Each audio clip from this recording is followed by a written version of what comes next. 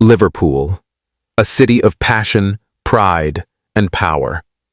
But beneath its shining streets and roaring football stadiums, there once lived a man whose name made even the toughest criminals tremble. They didn't call him a gangster. They called him the Devil, a name born out of blood, fear, and dominance.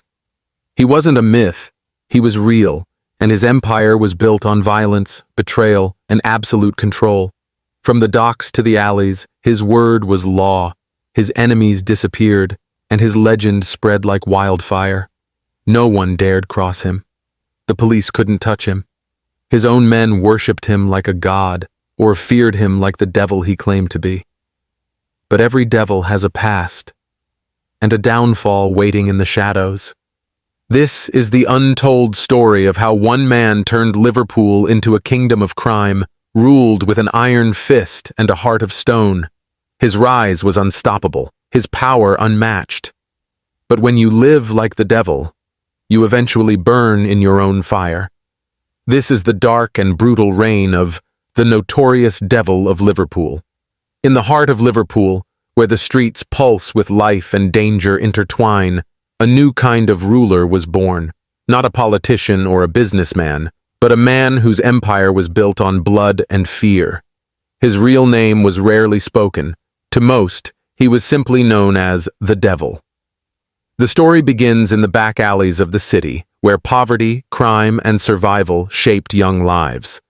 The Devil learned early that power didn't come from kindness. It came from control. From small-time hustles to organized crime, he climbed the ranks faster than anyone before him. Every rival he faced ended up silenced. Every deal he made brought him closer to absolute dominance. Soon, his influence stretched across Liverpool. From the docks that smuggled his drugs to the clubs that laundered his money, he bribed cops, silenced witnesses, and controlled politicians like chess pieces. The police knew who he was, but no one could prove it. He was a ghost that ruled the living. Yet behind the fear and the fortune lay a man consumed by his own darkness. The Devil wasn't just fighting for control of the streets. He was fighting against time, betrayal, and the ghosts of his own creation. His rise would shake Liverpool to its core, and his fall would be just as unforgettable. This is not just the story of a criminal. It's the story of how one man became the most feared figure in Liverpool's history. The Devil had no mercy, no limits, and no equal. And when he ruled, Liverpool burned. He was not born a monster. He was created by the streets that raised him. Liverpool in the 1970s was a city on the edge, scarred by unemployment, gang violence, and desperation. In neighborhoods where police rarely patrolled and loyalty was currency, a young boy learned that survival meant being feared. That boy's name would one day vanish into legend. The world would only remember him as the Devil. His childhood was a storm of chaos. His father was gone, his mother struggling to feed him, and violence was the only constant in his life. At just 13, he was already running errands for local gangsters, carrying drugs, stealing cars, and delivering messages laced with threats. Each act made him colder, tougher, and more dangerous. The older criminals saw something in him, a fire that refused to die. He wasn't afraid of anything, and in Liverpool's roughest neighborhoods, that made him untouchable. By his late teens, he had already earned a reputation. People said he never smiled, that his eyes were as cold as steel. One night, during a bar fight that spiraled out of control, he crossed a line no one comes back from. He killed a man. It wasn't planned, but it was brutal, and it changed everything. The word spread fast. The boy from the streets had become a killer. From that day forward, they stopped calling him by his real name. They called him the Devil. The name stuck, not because he claimed it, but because he lived it. He began to move with purpose, building small crews, controlling corners, and taking protection money from businesses that once ignored him.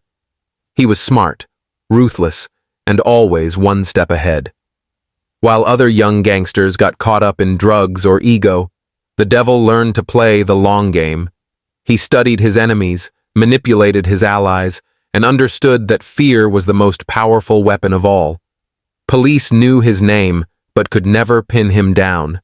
Witnesses forgot what they saw. Victims refused to speak. In neighborhoods under his control, silence was law. He was just a shadow, someone you heard about but rarely saw. And when you did see him, it usually meant your time was up. His first real step into organized crime came through the docks. Liverpool's waterfront had long been a gateway for illegal goods, and the devil saw opportunity where others saw chaos. He started by moving small shipments, stolen electronics, counterfeit goods, but soon turned to drugs. Cocaine and heroin became his empire's foundation. What made him different from other criminals was his discipline. He didn't use the drugs he sold. He didn't show off his wealth. He invested in people, loyal men who would die for him. He rewarded those who obeyed and destroyed those who questioned him. Over time, he built something far larger than a gang. He built fear itself. By his mid-20s, the devil controlled multiple crews, earned more money than he could count, and had connections reaching into law enforcement. The city's criminal world began to revolve around him. To many, he was a necessary evil, the man who brought order to chaos. To others, he was the face of terror. And yet, even in his rise, there were moments of silence, when he'd stare out over the docks late at night, knowing that every step forward only took him deeper into the darkness. He was no longer just a boy from Liverpool. He had become the very thing the city feared most. The devil had been born, and Liverpool would never be the same again. By the time the devil entered his 30s, he was no longer just another street boss. He was the man who pulled the strings behind Liverpool's entire criminal underworld. His empire stretched from the city's docks to its posh nightclubs, and every deal, every shipment, and every whisper of power flowed through him. He was untouchable, unpredictable, and unstoppable. The devil had built something far greater than a gang. He had built an empire of fear. His control began with the docks. For decades, Liverpool's port had been a smuggler's dream. Endless containers, minimal oversight, and workers who were always open to extra cash. The devil made them his eyes and ears. Nothing entered or left the port without his approval. Drugs came in hidden among legal shipments. Cocaine from South America, heroin from the Middle East, and weapons from Eastern Europe. His men ran the operation like clockwork, using coded messages, fake manifests, and corrupt customs officers to keep everything moving smoothly. With drugs flooding the city, profits soared, but money wasn't enough for him. He wanted power that couldn't be taken away. He began buying businesses across Liverpool, nightclubs, car dealerships, storage warehouses, even restaurants. These became the perfect fronts for laundering his dirty money. Every pound that passed through those hands became clean, and every business owner became indebted to him. But the devil's real genius was psychological. He didn't rule with constant violence. He ruled with fear. His men believed he could reach anyone, anywhere. If someone stole from him, their family disappeared. If a rival talked too much, his car exploded. Yet he rarely needed to give the order himself. His legend did the work for him. The very idea of crossing the devil was enough to make hardened criminals obey. At the same time, he played the role of a businessman in public. Expensive suits, quiet charm, and a cold smile that disarmed even the police. He donated to local charities, funded community projects, and attended elite social events. Reporters called him a reformed man. The police knew better, but without witnesses or evidence, they could do nothing. Every time they thought they had him, the case fell apart. Behind the scenes, the devil was expanding beyond Liverpool.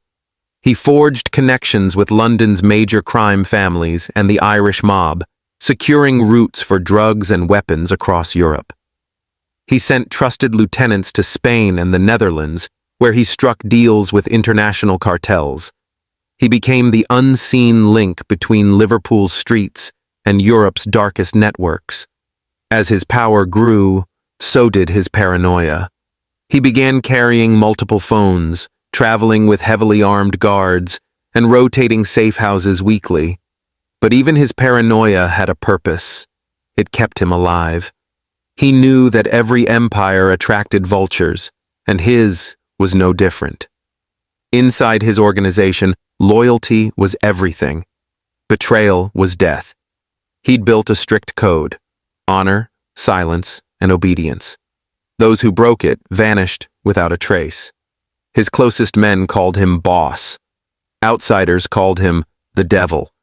The name was no longer just a label. It was a brand, one that carried both awe and terror. Liverpool was now his city. The police, the gangs, and even the civilians knew it. Every shadow carried his influence. Every rumor led back to him. And yet, deep down, the devil understood one brutal truth: power gained through fear is never permanent. It burns fast, and when it burns out, it destroys everything around it. But for now, he was the king of organized crime, and Liverpool was his kingdom of sin. The devil's empire had reached its peak, but with great power came chaos. The streets of Liverpool were boiling with tension. Rival gangs, once silenced by fear, began to regroup. Ambition and greed spread like wildfire, and the devil's iron grip started to loosen. Every empire eventually faces rebellion, and for the devil, that war was about to begin. It started small: a shipment hijacked, a trusted lieutenant gone missing, whispers of betrayal echoing through the docks. The devil ignored it at first, believing it was just petty rivalry. But then came the killings. One by one, his men were being hunted. His warehouses were raided, and millions in drugs and weapons vanished overnight. Someone was challenging his throne, and doing it from within. In response, the devil unleashed a storm. His men patrolled the streets armed to the teeth, hunting down anyone suspected of treason. Bodies began appearing in alleyways, tied, beaten, and marked with his warning. A single red D carved into the skin. It wasn't just revenge, it was a message. The devil was reminding Liverpool who ruled the city. But fear had a limit. The violence spiraled out of control, and the once united empire began to fracture. Rival groups from Manchester and London saw weakness and invaded his territory. Shootouts erupted across the city. Bars, parking lots, even near schools. The streets of Liverpool turned into a war zone. The media exploded with headlines: gang wars rip through Liverpool, police powerless against the devil's empire. For the first time, his name wasn't whispered in shadows. It was plastered across every front page. The devil became both infamous and hunted. Behind closed doors, paranoia consumed him. He trusted no one, not even his most loyal men. Meetings were held in secret locations, phones were destroyed after every call, and every new face was treated as a spy. Those who questioned him were executed without hesitation. The devil had become his own worst enemy, a ruler drowning in suspicion. The police, sensing their chance, launched a massive operation codenamed Inferno. Hundreds of officers, surveillance teams, and informants were assigned to one mission: destroy the devil's empire. Undercover agents infiltrated his crew, wiretaps captured his conversations, and for the first time in years, the authorities were closing in. But the devil wasn't the kind of man to surrender. He hit back hard. Informants disappeared. Police witnesses were threatened or killed. It became a deadly chess game. Every move countered with blood. The city was terrified. No one was safe. Not the cops, not the criminals, not the civilians caught in between. Inside his mind, something dark began to take over. Power had once been his weapon, but now it was his prison. He couldn't sleep, couldn't trust, couldn't breathe without fearing betrayal. He watched the empire he built with precision and brutality slowly crumble in front of him. Still, the devil refused to fall quietly. "If I go down," he once told his men, "Liverpool burns with me." And in many ways, it did. The war he unleashed left the city scarred, with dozens dead and hundreds imprisoned. The streets that once whispered his name now screamed it in fear.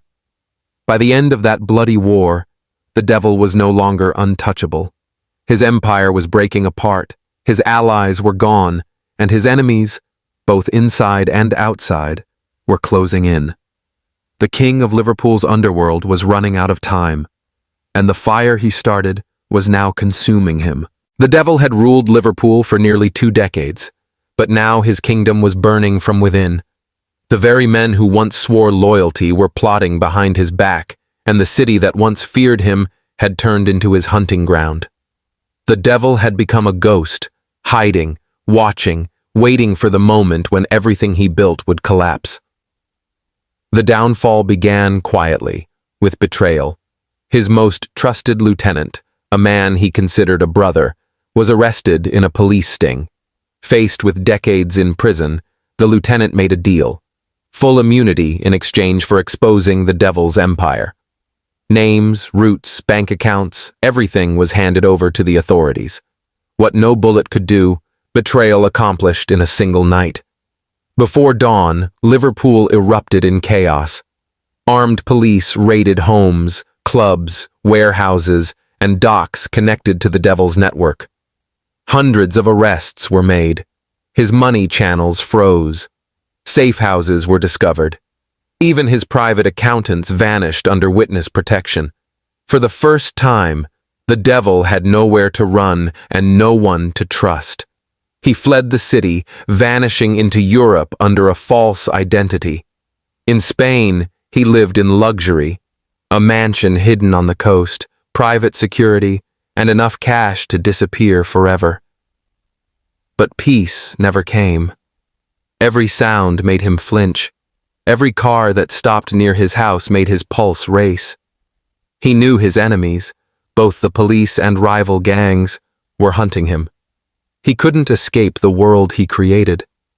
Back in Liverpool, the police launched their biggest operation yet, Operation Judgment. With insider evidence from his former lieutenant, prosecutors built an ironclad case. The devil was now Europe's most wanted man. His photos were on news channels, his name on every front page. The legend of the untouchable gangster had become the story of a fugitive on borrowed time. Then came the setup. A man he thought was loyal, a trusted associate from his early days, offered him safe passage to Morocco, promising a new identity and freedom. But it was a trap. When the devil arrived at the meeting point, dozens of armed officers surrounded him. For a moment, he didn't resist. He looked around, smirked, and simply said, "So it ends here." The arrest was broadcast across the UK. After years of fear and silence, the city of Liverpool watched as its most feared man was finally in chains. The devil, once untouchable, now sat handcuffed in the back of a police van, silent, cold, but still defiant. His trial became a national spectacle. Former associates testified against him, revealing years of corruption, violence, and murder. The evidence was overwhelming. Drug routes across Europe, money laundering schemes, recorded conversations, and hidden accounts. The devil listened quietly, never once showing emotion. When asked if he had any regrets, he looked at the judge and said, "Regret is for the weak." The verdict was swift: life imprisonment without parole. The courtroom erupted. For the people of Liverpool, justice had finally been served. For the underworld, it was the end of an era. As the devil was led away, he turned once more to the cameras. His eyes still cold, his smirk unchanged. Even behind bars, he knew his name would live on. He had lost his freedom, his empire, and his men, but his legend, the fear he created, would outlast them all. The devil had fallen, but his shadow still lingered over Liverpool. Prison walls had finally contained the devil, but they could never erase his legend. Inside the high-security facility, he was treated like both a monster and a myth. Guards feared him. Inmates admired him. Even behind bars, the devil commanded respect. His name still carried the same chilling weight it had on the streets of Liverpool. He moved quietly through prison life, observing everything, saying little. Those who tried to challenge him didn't last long. Even without weapons or money, the devil found ways to control people, through manipulation, intimidation, and the aura that followed him everywhere. He built a small circle of loyal followers inside, just as he did on the outside. Cigarettes, favors, protection. Everything had a price, and he was the one setting it. But isolation changes a man. The devil had always been surrounded by chaos, by noise and power. Now, he had only silence. Day after day, he stared through the bars, replaying his past, the murders, the betrayals, the empire he built. For the first time, there was no one left to fear him, no one left to command. The king of Liverpool's underworld had become just another prisoner, another number in the system he once ruled from the shadows. Still, his influence refused to die. Outside the prison, remnants of his organization lingered. Young criminals who never even met him still used his name as a badge of power. The devil's crew became a new generation of gangs, invoking his legend to control neighborhoods. Police reports still carried his name.